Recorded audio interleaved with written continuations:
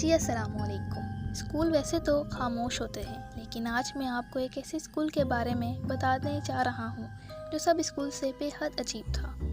یہ ایک سچی کہانی ہے جو میں آج آپ کو سنانے جا رہا ہوں۔ تو یہ کہانی شروع کرنے سے پہلے میں آپ کو اپنا تعارف کرواتا چلوں کہ میں ایک پرائیویٹ اسکول ٹیچر ہوں اور کافی اسکولز میں پڑھا چکا ہوں۔ یہ اسکول میرے لیے نیا تھا۔ پرانے اسکول کو الوداع کہہ کر یہ اسکول جوائن کیا تھا۔ مجھے پہلے دن ہی اسکول تمام خاموش سا لگا۔ یہ بات میں نے کسی کو محسوس نہ کروائی۔ کچھ دن بعد میں نے اسکول کے ایک پرانے ٹیچر کو کہا کہ یہ اسکول تمہیں عجیب نہیں لگتا؟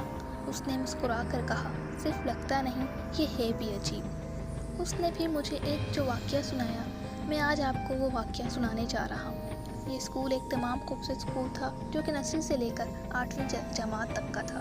اس میں 10 کمرے، ایک آفس اور ایک کمپیوٹر لیب تھا جہاں پر اسٹوڈنٹ کو کمپیوٹر کی تعلیم دی جاتی تھی۔ وہ فل ایئر کنڈیشنر تھا اور اس کے باہر گیلری تھی جو کہ ساری تصویروں سے بھرپور تھی، جس پر ان سب کی تصویریں تھیں جو کچھ نہ کچھ کر گزرے ہوں، مطلب کہ تجادات، چیف کرنل جنرل رہ چکے ہوں، وغیرہ وغیرہ۔ میں آپ کو بتاتا چلوں کہ جو اس اسکول کا مالک تھا وہ دعوت اسلام کا انچارج تھا، جو چندہ لے کر تبلیغ اسلام میں مدد کرتا تھا۔ تو اس کے پاس دعوت اسلام کے طالب علم آتے رہتے تھے۔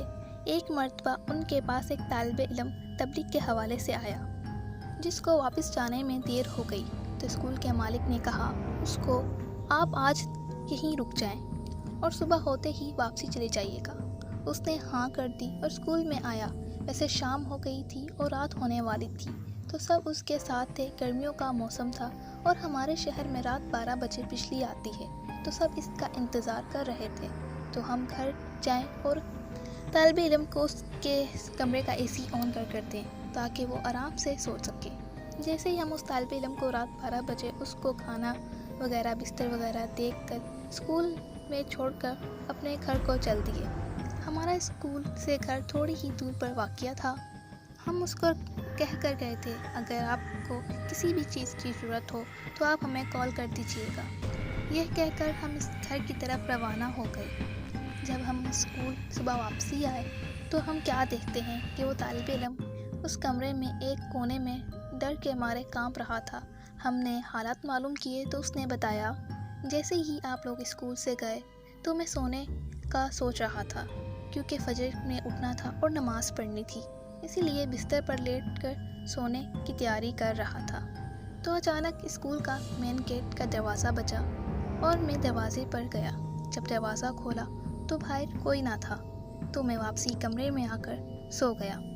کمرے میں آنے کے بعد پھر سے مین گیٹ کا دروازہ بجا۔ اس بار میں جلدی سے دروازے کی طرف گیا تاکہ جا کر دیکھ سکوں کہ کون اتنی رات کو مجھے تنگ کر رہا ہے۔ جب میں نے دروازہ کھولا تو دیکھا باہر کوئی نہیں تھا۔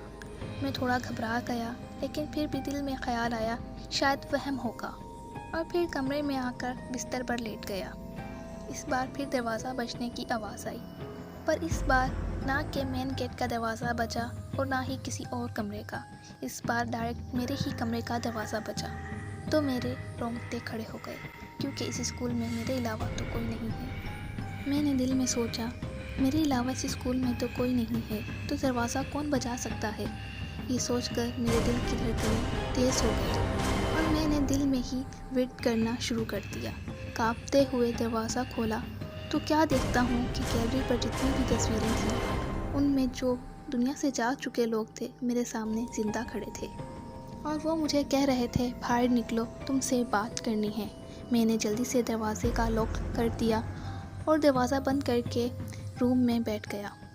پر دروازے پر لاک لگانے کا کوئی فائدہ نہ ہوا کیونکہ وہ لوگ اندر آ گئے اور مجھے گھسیٹتے ہوئے باہر لے گئے اور میں وہیں بے ہوش ہو گیا۔